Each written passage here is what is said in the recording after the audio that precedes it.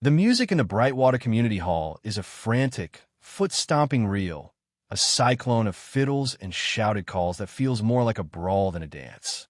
Dust motes, golden in the lantern light, whirl like frantic spirits shaken from the floorboards. From his corner, propped against the rough-hewn wall, Silas Blackwood sees it all through a haze of physical pain and secondhand shame. His world has been the size of his small, failing ranch for 6 months, ever since the panic buck of a Greenbroke horse snapped his tibia in 2 places. Tonight is his first foray back into society, and he already regrets it. His gaze is fixed on the woman at the center of the storm. Alara, the mail-order bride who arrived 2 days ago on the afternoon train, promised to Alastair Finch. She is a splash of pale color in a room of homespun brown and faded calico.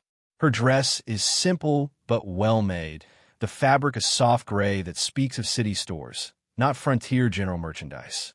But it's not her dress that has drawn the town's collective, predatory eye. It's the way she moves. Where the other women stomp and gallop, she glides. Where they swing with boisterous, wide-armed abandon, her posture is a straight, elegant line from her crown to her slippers. She is trying, bless her heart, to follow the clumsy, rustic steps, but her body's memory is one of polished floors and measured grace. It's like watching a songbird try to march with crows. The town of Brightwater does not see a woman trying to adapt. They see a woman who thinks she is better than them. The whispers have become a low hum, audible even over the music.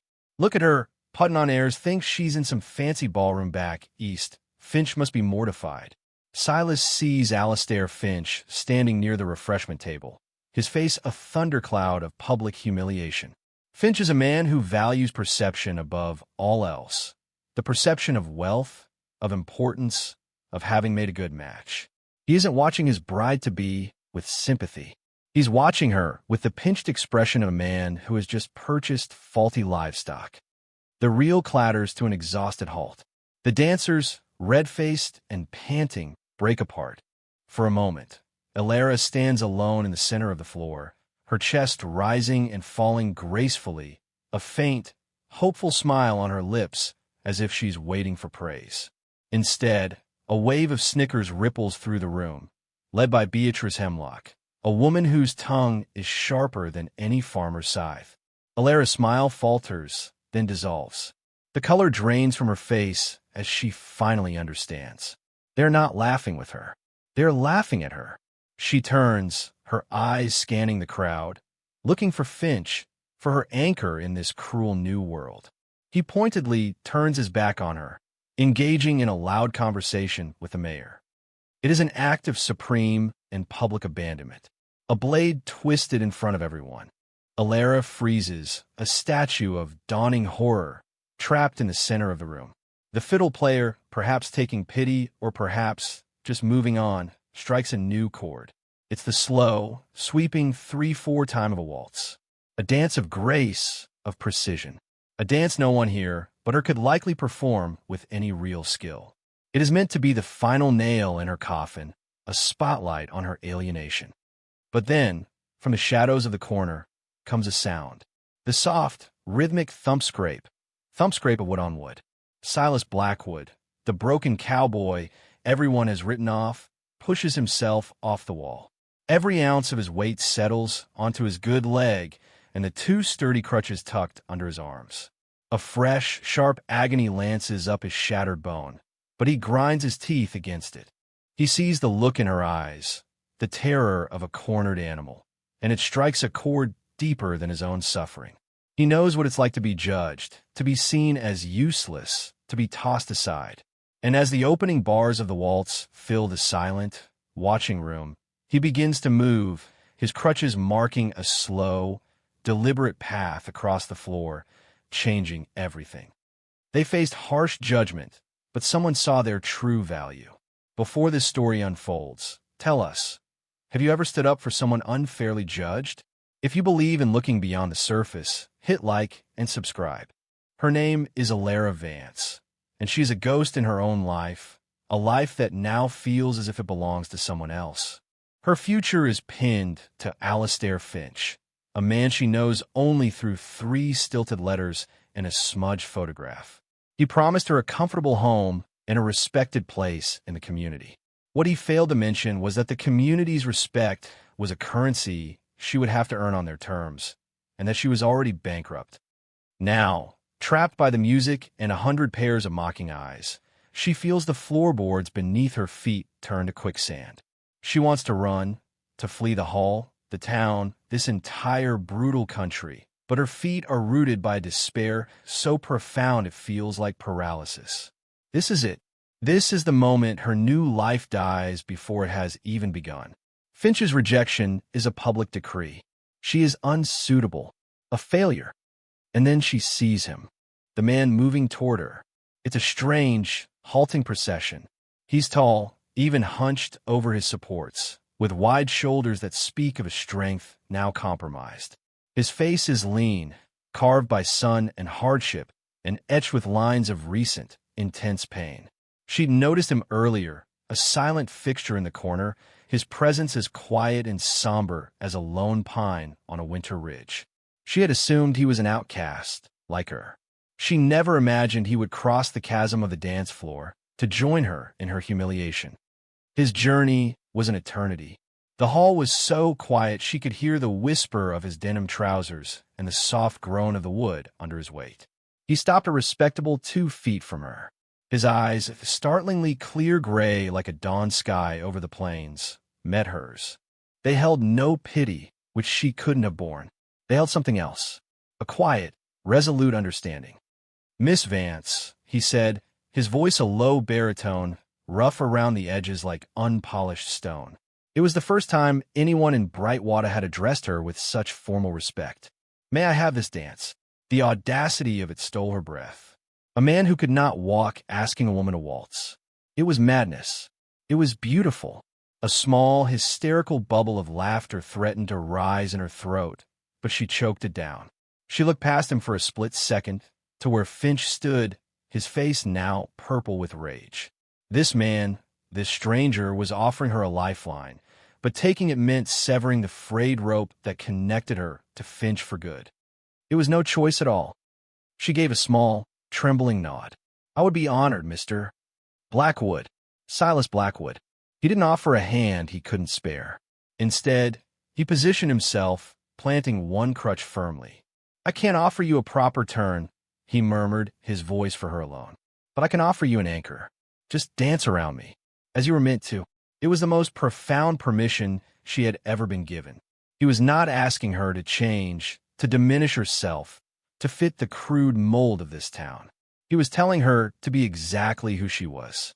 Alara took a deep breath, collecting the scattered fragments of her composure. She placed a light hand on his shoulder, the solid, uninjured one, and felt the tense muscle beneath his cotton shirt. The fiddle began its sweet, melancholic melody, and she danced. It was not the waltz she had learned in the drawing rooms of Philadelphia, with a partner to sweep her across the floor.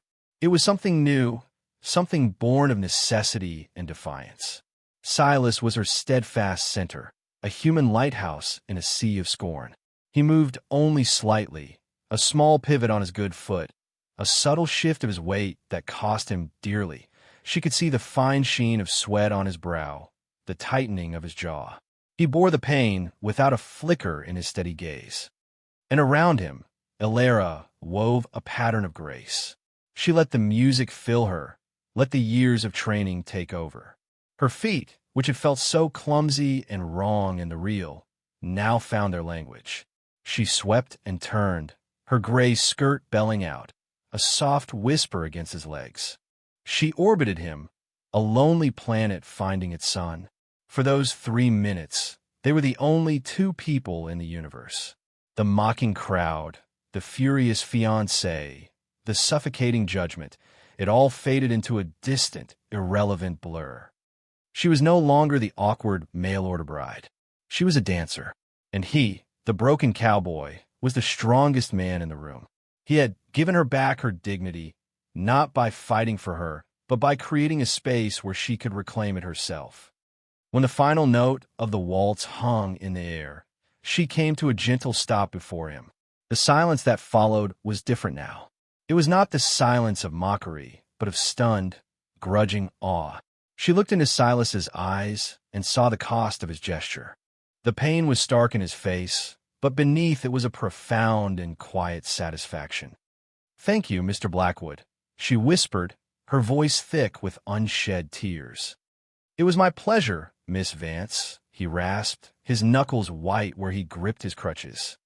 The spell was broken by a furious hiss. "Elara!" Alistair Finch strode toward them, his face a mask of cold fury. He grabbed her arm, his fingers digging in her flesh like talons. "What in God's name do you think you're doing? You have made a spectacle of us both." Before Elara could respond, a crutch moved with surprising speed, planting itself firmly on the floor and blocking Finch's path. Silas hadn't moved from his spot, but his entire presence had hardened. "Let go of her, Finch," he said, his voice low and dangerous. Finch sneered, looking from Elara to Silas's leg and back again. "Stay out of this, Blackwood. This is my business. She's my business." "She ain't a piece of property," Silas countered, his gray eyes like chips of flint. "And a man who'd shame his intended in front of the whole town ain't much of a man at all." The accusation hung in the air, sharp and undeniable. Finch's grip faltered.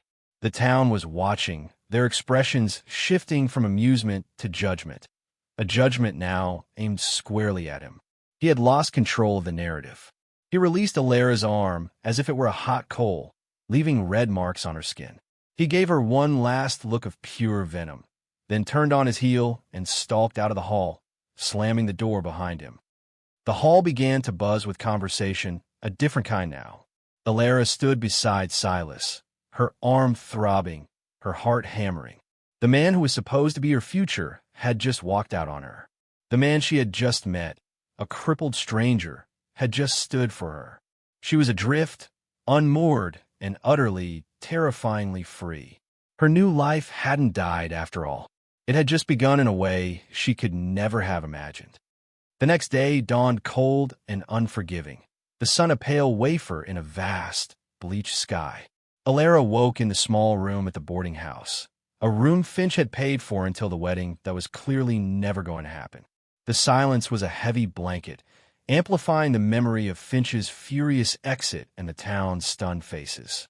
She was a pariah, a woman publicly scorned by her intended. In a town like Brightwater, that was a social death sentence. She spent the morning in a state of suspended dread, waiting for the inevitable summons from Finch, the formal dismissal, the demand for her to board the next train back east, a journey for which she had no money. But the summons never came. The silence from Finch's grand house on the edge of town was more unnerving than any tirade. By midday, the confinement of her room became unbearable. She had to do something, anything, and there was only one thing she felt compelled to do. She had to see Silas Blackwood. She had to thank him properly, away from the prying eyes of the town. She asked the boarding house owner for directions to his ranch, a request that earned her a long, speculative stare, but also a grudgingly pointed finger. "Mile out of town, west. Can't miss it. The place looks as tired as he does." The walk was a penance. The wind was relentless, whipping dust into her eyes and tugging at her skirts. The landscape was stark and immense, a humbling panorama of brown earth and distant, hazy mountains that made her feel utterly insignificant. The optimist in her had tried to see beauty in it upon her arrival. Now, she only saw its indifference. The boarding house owner had been right. The Blackwood Ranch looked exhausted. The house was a small, unpainted cabin, its wood weathered to a silver gray. The barn sagged slightly to one side, and the fences were in need of mending. It was a place holding on by a thread, a reflection of the man who owned it. She found him by the corral, wrestling with a heavy water trough. He was trying to shift it, using one crutch to brace himself and his free hand and shoulder to shove. It was a futile, agonizing effort. His face was contorted with exertion and pain, and with every failed heave, a low groan of frustration escaped his lips. He was so consumed by his task that he didn't hear her approach. "Mr. Blackwood?" she said softly. He flinched, startled, and the sudden movement sent a jolt of pain through him. He nearly lost his balance, his knuckles turning white on the crutch. He straightened up, breathing heavily, and turned to face her. His surprise was plain on his face. "Miss Vance," he said, his voice strained. "What are you doing all the way out here?" I came to thank you," she said, her hands twisting the small reticule she carried. "For last night. You didn't have to do that." "Yes, I did," he said simply, as if it were the most obvious thing in the world. He leaned heavily on his supports, the effort of his recent struggle evident in the tremor in his arms. "Finch is a peacock, all feathers and squawk. Shouldn't have left you standing there like that. Nevertheless, it was a kindness I won't forget." Her gaze fell to the trough. Can I help you with that?" A flicker of pride crossed his face, followed by the weary resignation of a man who could no longer afford it. "It's heavier than it looks. Need to move it closer to the pump. My leg's not keen on the extra distance these days." Alara looked from the trough to the pump, then back again. Her life in Philadelphia had not prepared her for manual labor, but it had honed her intellect. "We don't need to move it," she said, thinking aloud. "We need to make the water move." She pointed toward the barn. "Do you have any spare lengths of gutter? Or even just some long, wide planks we could angle?" Silas stared at her, then followed her gaze to the barn. A slow understanding dawned in his eyes, quickly followed by a look of grudging admiration. He'd been so focused on the problem with his body, he'd failed to see the solution with his mind. "Well, he murmured. "Got some old timber in the barn. Never thought of that." Together, they found 2 long, weather planks. It was awkward work. She did the lifting and carrying he could not, her city clothes becoming smudged with dirt and grime. He provided the direction and the few, crucial applications of force he could manage. They didn't speak much, but a new kind of rhythm established itself between them, a rhythm of shared purpose. She was his hands and legs. He was her guide, his knowledge of the ranch and its workings indispensable. They propped the planks to form a crude, angled channel from the pump spout to the trough. When Silas worked the pump handle, the water gushed forth, hesitated for a moment, and then streamed obediently down the wooden chute, splashing neatly into the trough. Silas watched it, a small, weary smile touching his lips. It was the first genuine smile she had seen from him. "Smart," he said, looking at her. "Thank you, Miss Vance." "Please," she said, wiping a smudge of dirt from her cheek with the back of her hand. "Call me Alara." Silas. Then, the use of their first names felt like a significant shift, a quiet acknowledgement of the strange bond forged between them. He invited her inside for a drink of water. The cabin's interior was as spare and pragmatic as the man himself. It was one room, meticulously clean but threadbare. A stone hearth, a narrow bed, a table with 2 chairs, and a shelf of worn books. It was a lonely space, the home of a man accustomed to his own company. As he handed her a tin cup of cool water, the silence between them was comfortable, companionable. But the reality of her situation hung in the air. "What will you do now?" Silas asked quietly, his gaze steady. "Finch, he won't just let last night go." "I don't know," she confessed, her voice barely a whisper. "I have nowhere to go, no money to get back east. I am reliant on his good graces, and I believe he has none left for me." Before Silas could respond, the sound of an approaching horse and buggy broke the stillness. They both looked out the single window. It was Alistair Finch, his posture rigid, his face grim. He wasn't alone. Seated beside him was Beatrice Hemlock, her expression a mixture of vindication and malicious glee. She was here as a witness, a town authority on social ruin. Silas's jaw tightened. "Stay here," he said to Alara, his voice low. He grabbed his crutches and moved to the doorway, blocking it with his body as Finch reined in his horse.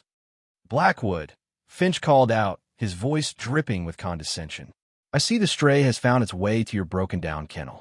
I am here to collect my fiancée. She's not your anything until the preacher says so." "Finch," Silas said, his tone even and cold. "And by the looks of it, that day's a long way off." "That is for me to decide," Finch snapped. He turned his attention to the cabin's dark doorway, trying to see Illyra within. Illyra, get out here this instant. You will come with me now. We will discuss your penance, and you will apologize to Mrs. Hemlock and the rest of the town for your disgraceful behavior. It was an ultimatum, a demand for total surrender. From inside the cabin, Illyra felt a tremor of fear, the old instinct to obey, to smooth things over, to survive. But then she looked at Silas's back, at the proud, unyielding line of his shoulders. He was standing between her and the world, a broken man offering a shield of his own making. He had shown her respect when her own fiancé had shown her contempt. Her fear receded, replaced by a cold, clear anger. She would not be bartered for. She would not be shamed into submission. She stepped forward, emerging from the shadows of the cabin to stand just behind Silas's shoulder.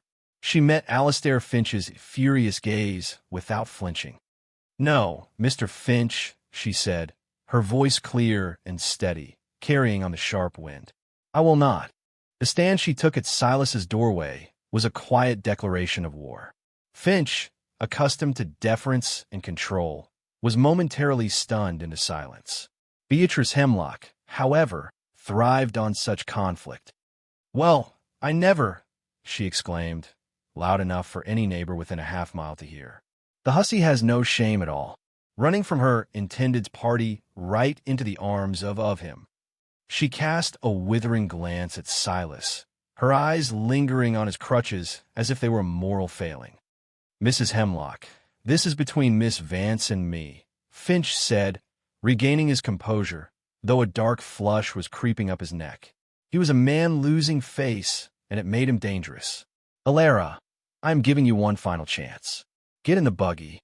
We will put this unfortunate incident behind us. I am a forgiving man."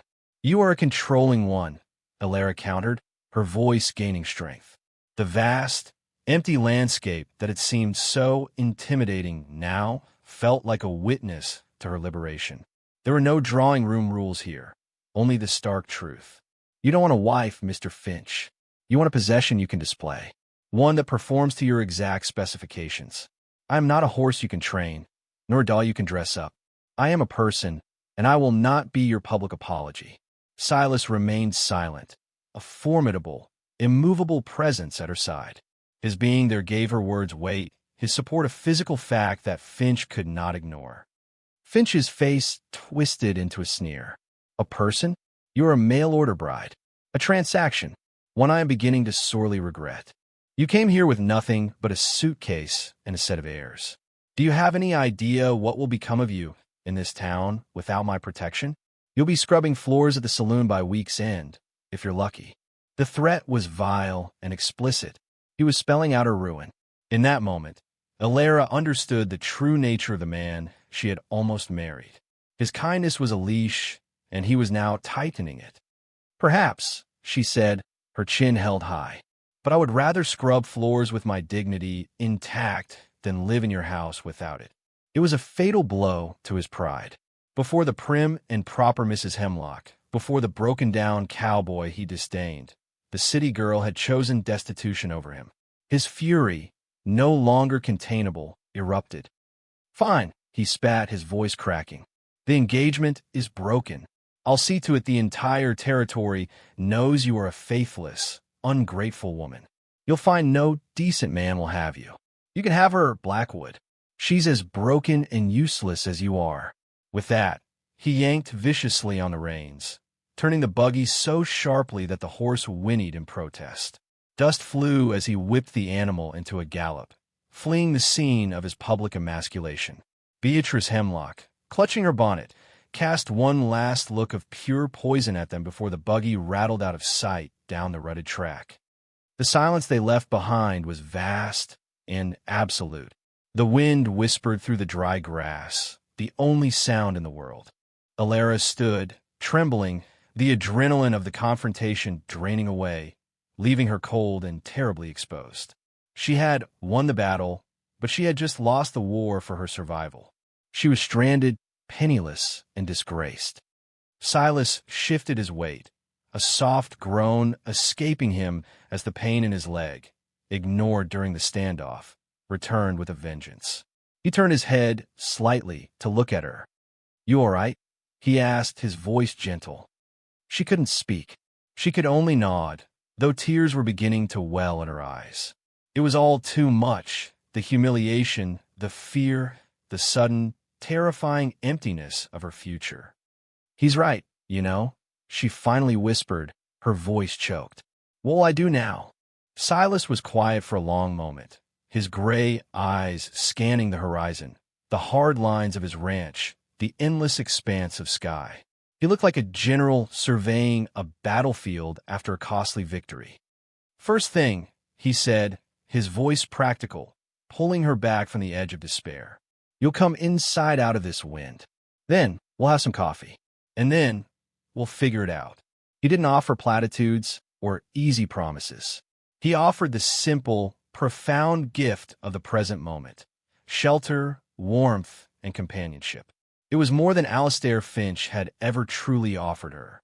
She followed him back into the sparse cabin, the closing of the door a definitive sound, shutting out the world and shutting them in together, two damaged souls in a fortress of shared uncertainty.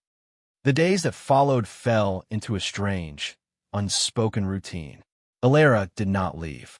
There was nowhere for her to go. Silas did not ask her to leave. His quiet acceptance was a balm to her frayed nerves. The arrangement was never discussed. It simply was.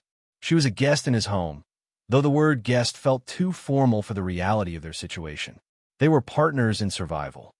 Her presence transformed the lonely cabin.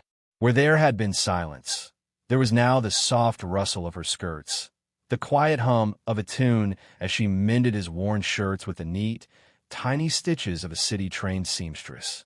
She took over the cooking, turning his meager supplies of flour, beans, and salted pork into meals that were surprisingly savory. She brought a sense of order and gentle refinement to the harsh edges of his life. She would arrange wildflowers in a tin cup on the table, a small, defiant act of beauty in the face of their grim reality. In return, he taught her the ways of the land. He couldn't perform the labor himself, but he could direct it. Propped on his crutches or seated on an overturned bucket, he would guide her, his voice patient, his instructions clear. He taught her how to milk his one cantankerous cow, how to identify which plants in his struggling garden were weeds and which were food, how to properly bank the fire at night, so it would still be glowing in the morning. She was a surprisingly adept student. Her hands, once soft and unblemished, became calloused and capable. She learned to move with an economy of motion, to face the dirt and the struggle without complaint. Silas watched her, a growing sense of wonder and respect filling him. He had seen her grace in the dance hall, but here, in the dirt and dust of his failing ranch, he was seeing her strength. She was not the fragile doll Finch had accused her of being. She was resilient, forged of steel he was only just beginning to comprehend. Their conversations were often sparse, born of the quiet intimacy of shared tasks. Over evening coffee, he told her about his parents, who had built this ranch from nothing and were now buried on the small hill behind the cabin. He spoke of his dream before the accident, to expand his herd, to buy the adjacent plot of land, to build a proper house. He spoke of it all in the past tense, as if the dream had died the day his leg had broken. She, in turn, told him about Philadelphia, about her father, a professor of literature who had lost his position due to a political disagreement at the university, and whose pride had prevented him from finding other work. She spoke of their slow slide into genteel poverty, of selling off furniture and books, of the quiet desperation that had led her to answer Finch's advertisement. She wasn't an adventuress. She was a daughter trying to save her family from ruin. "I was to send most of Finch's allowance home," she confessed one evening, her eyes fixed on the flickering flames in the hearth. "They are counting on it. They don't know what has happened." The weight of her failure, not just for herself but for her family, settled between them. Silas looked at her, at the proud set of her jaw and the sorrow in her eyes, and felt a fierce, protective ache in his chest. It was more than pity. It was a deep, resonant empathy. He understood what it meant to have dreams crumble to dust. The town of Brightwater, for the most part, left them alone. Their isolation was a kind of protection, but they were not entirely forgotten. Finch and Beatrice Hemlock had done their work well. When Silas had to make the slow, painful trip into town for supplies, he was met with cold shoulders and hostile stares. The whispers followed him down the main street. He was harboring a fallen woman. He was a fool. One afternoon, the town's judgment arrived at their doorstep in the form of the preacher, Reverend Miller. He was a stern, humorless man who saw sin in every shadow. He found Alara outside, feeding the chickens, and Silas mending a bridle on the porch. "Mr. Blackwood, Miss Vance," the preacher began, his tone heavy with disapproval. "I have come on a matter of moral urgency. The town is talking. This arrangement is unseemly. A man and a woman, unmarried, living under the same roof, is an affront to God and this community." "Reverend," Silas said, his voice flat, not bothering to rise. "Miss Vance was left stranded here with no funds and no place to go. Am I to turn her out onto the prairie? Would that be the Christian thing to do?" "The Christian thing to do would be to preserve propriety," Miller retorted. "She has brought scandal upon herself, and now she brings it upon you. You must send her away. Perhaps there's a charity house in a larger city." "Send her away with what?" Silas cut in, his voice hardening. "With the dust on her shoes? She is here because she has no other choice. A choice taken from her by Alastair Finch, one of your most esteemed parishioners, I might add." "Mr. Finch was grievously provoked," the preacher insisted. Alara, who had remained silent, her face pale, finally spoke. "Reverend Miller," she said, her voice quiet but firm, "was it Mr. Finch's Christian duty to abandon me, to threaten me with ruin, to ensure my name was so blackened that no one would help me?" The preacher had no answer for that. He stammered, his face flushing. "This is not a sustainable situation. It will not be tolerated by the good people of Brightwater. It must end." He gave them one last condemnatory look and left, his visit a clear and formal warning. That night, the mood in the cabin was somber. The preacher's visit had shattered their fragile peace, reminding them how precarious their sanctuary truly was. They sat at the table, the untouched food growing cold between them. "He's right," Alara said finally, breaking the silence. Her voice was hollow. "I cannot stay here. I am ruining you. Finch shamed me, but I am bringing that shame to your door. The town will turn on you completely. You could lose everything." She looked around the small cabin, at the ranch that was his entire legacy. Silas looked at her, his expression unreadable in the dim lantern light. He had been thinking about the preacher's words, about the town's judgment, about Finch's smug, cruel face. He thought about the silence of the cabin before she had come, the heavy, deadening weight of his own solitude and despair. He thought about the sound of her humming, the scent of baking bread, the sight of her determined face as she wrestled with the milk cow.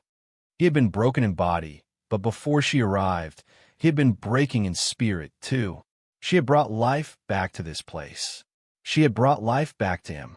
The thought of her leaving, of returning to that crushing silence, was more terrifying than the town's scorn or the threat of financial ruin. It was a kind of death. He reached across the table, his calloused, work-roughened hand covering hers. Her skin was soft, and she flinched slightly at the unexpected touch, but she didn't pull away. "Let them talk," he said, his voice a low, rough murmur. "Let them condemn. This place was dying long before you got here. Alara, my leg, the drought, the low cattle prices. I was losing it all anyway." He paused, his thumbs stroking the back of her hand. "But for the first time in a long time, I don't feel like I'm facing it alone. If having you here is a ruin, then let me be ruined." It was the most honest, vulnerable thing he had ever said. It was a confession, a declaration, and a choice. He was choosing her over his reputation, over the town's approval, over the path of least resistance. Tears she hadn't realized she was holding back finally spilled over, tracing silent paths down her cheeks. They weren't tears of sorrow, but of a profound, heart-shattering gratitude. In this broken-down cabin, with this broken-down man, she had found something she'd never had with the wealthy and respectable Alastair Finch. She had found a home. But the world outside their small sanctuary was not content to let them be. The preacher's visit had been the opening salvo. Finch, unwilling to let his humiliation stand, began to employ more insidious tactics. He started a rumor that Silas's injury had made him unstable, that he was holding Alara against her will, a captive to his strange whims. He leveraged his financial influence, quietly advising the bank manager in the next county that Silas Blackwood's loan was a poor risk, making it impossible for Silas to secure the funds he desperately needed to buy winter feed for his small herd. The pressure mounted, a slow, inexorable tightening of a noose around their fragile existence. The stares in town grew more hostile.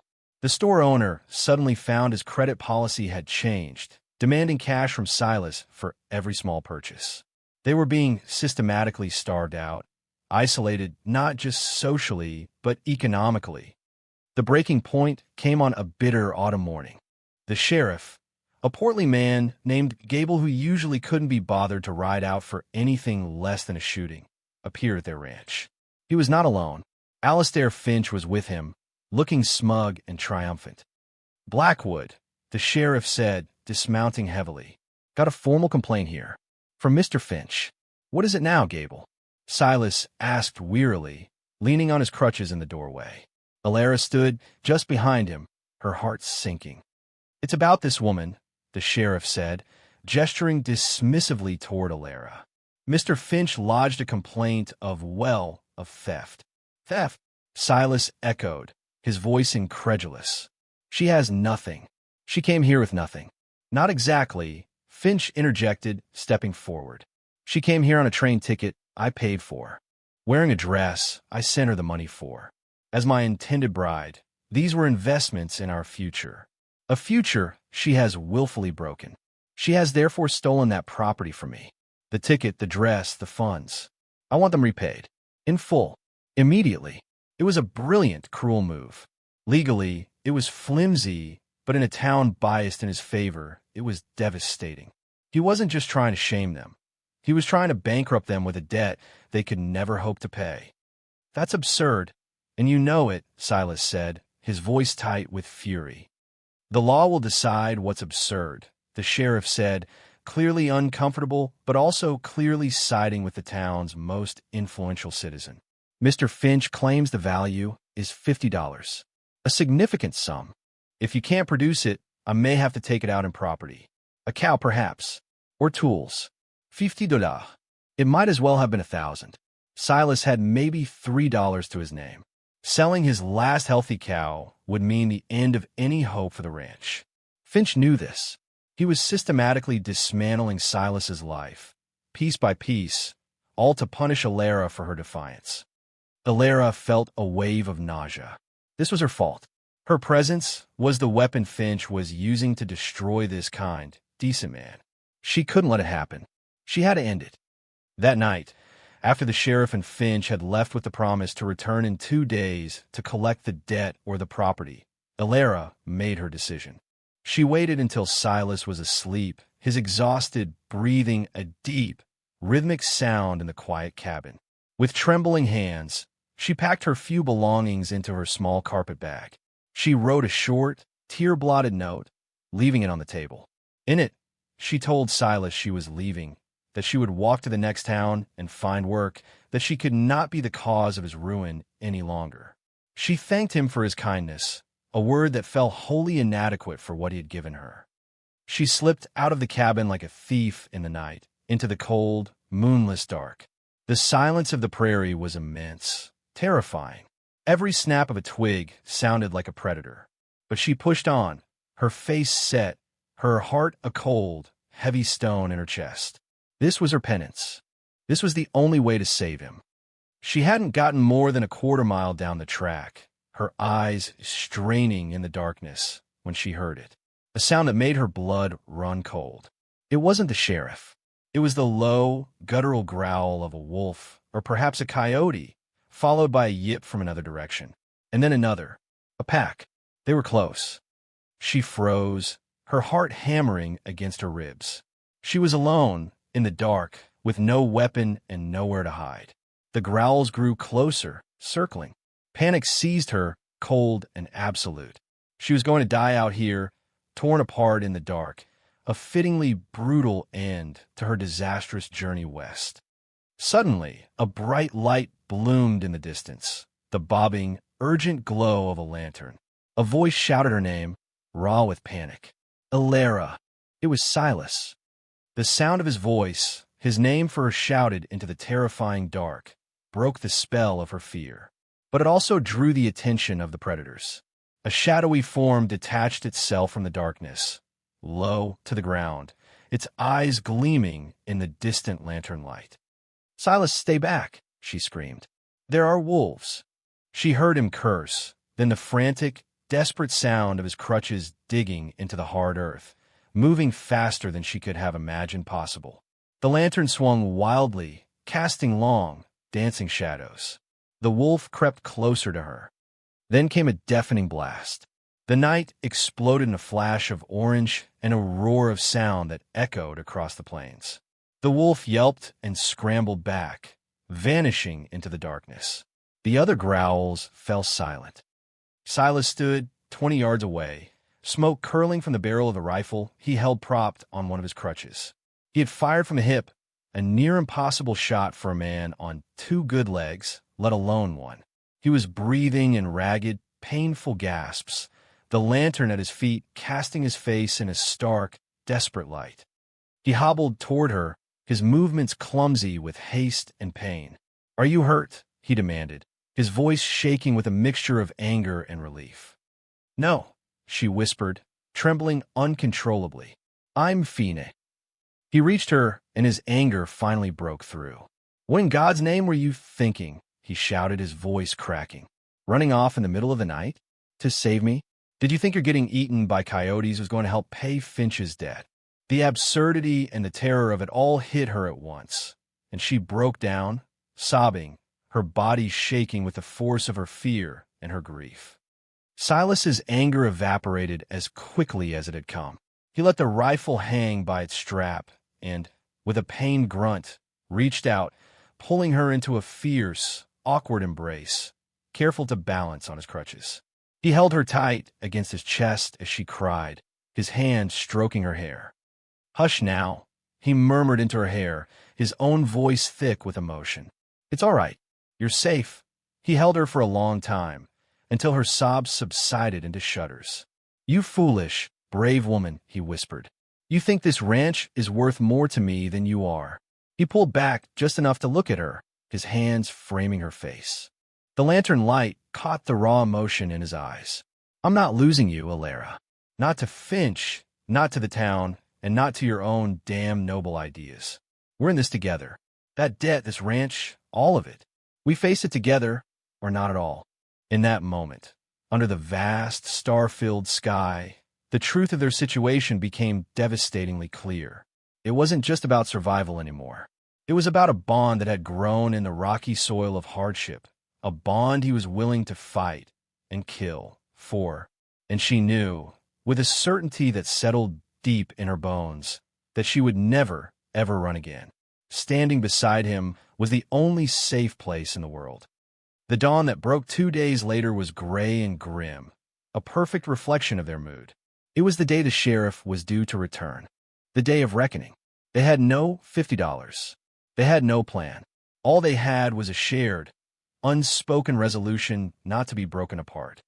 They sat at the small table in the cabin, a pot of coffee brewing on the hearth, its aroma a small, ordinary comfort in the face of extraordinary trouble. Silas was cleaning his rifle, his movements methodical and deliberate. The action was not aggressive, but it was a clear statement. He would not allow his home to be dismantled without protest. "There must be something we can do," Alara said for the 10th time. "Something of mine I can sell."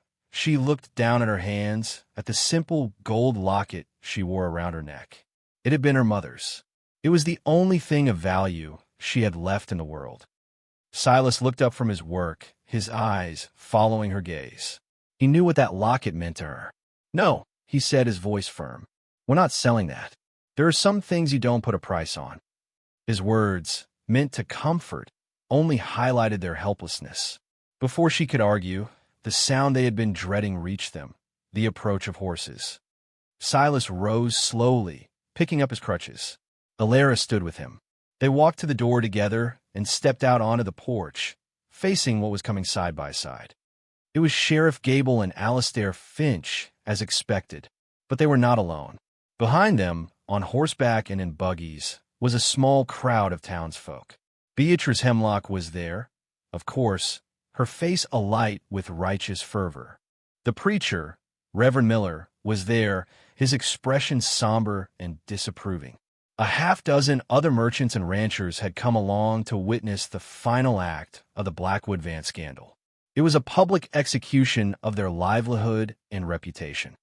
"Mornin', Blackwood," Sheriff Gable said, his voice devoid of any warmth. "Time's up. You got the $50. "You know I don't, Gable," Silas said, his voice level. He held his rifle loosely in one hand, its butt resting on the porch floor. "Then I've got to enforce the writ," the sheriff said, pulling a piece of paper from his pocket. "I'm authorized to seize property to the value of the debt. I'll be taking that milk cow." Finch smiled, a thin, cruel slash in his face. It was the perfect punishment. Taking the cow would not only cripple the ranch, but it would also take away the one productive task Alara had truly mastered. It was a personal pointed blow. "No," Silas said. The sheriff's eyes narrowed. "Don't make this difficult, Blackwood. I'm just doing my job. You defy me, and I'll have to arrest you for obstructing the law." "The law?" Silas's voice was dangerously quiet. "Is it the law to ruin a man over a fabricated debt designed to settle a score? Is it the law to stand by while a man like him uses his money to hound a defenseless woman? Is it the kind of law you serve, Gable?" The sheriff flushed, shifting in his saddle. Some of the onlookers murmured amongst themselves. Silas's words had struck a nerve. It was Alara who stepped forward then, her fear replaced by a cold, burning clarity.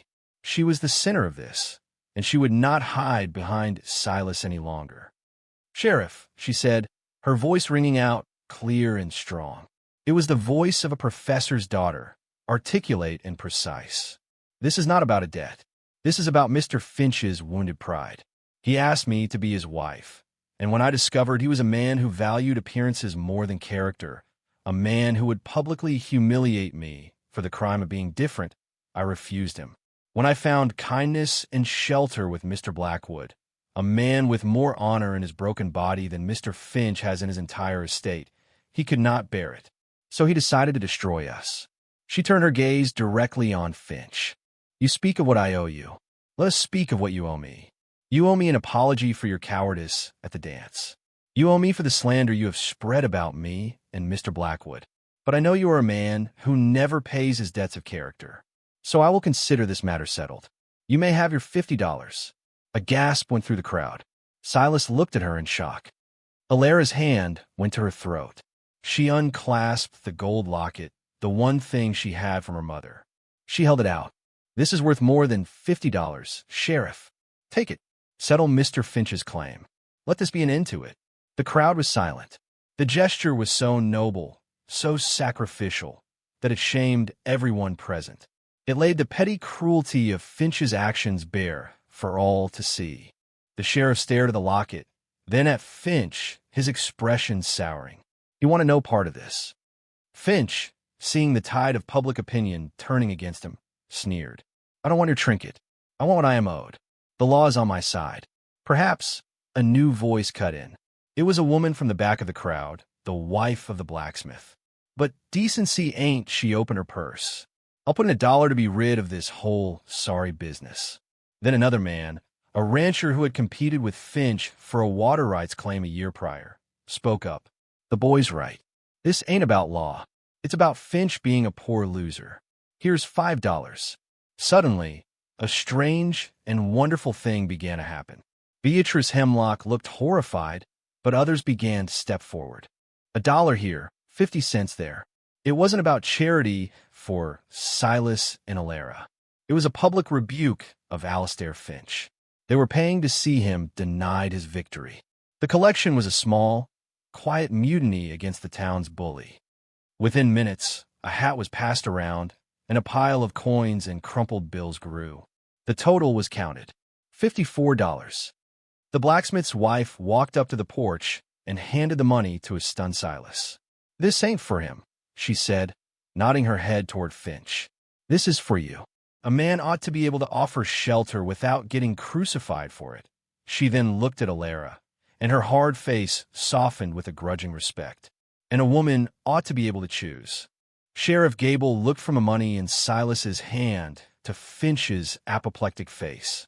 "Well, Finch," he said, a note of satisfaction in his voice. "Looks like the debt is paid. My business here is concluded." Finch stared at the crowd, at the faces that had turned from spectators to judges. He had been beaten, not by the law, but by the quiet decency of the very people he sought to control. Without another word, he spun his horse around and rode away, not with a triumphant gallop, but with the hunched shoulders of a man utterly and finally defeated. His power in Brightwater had been broken.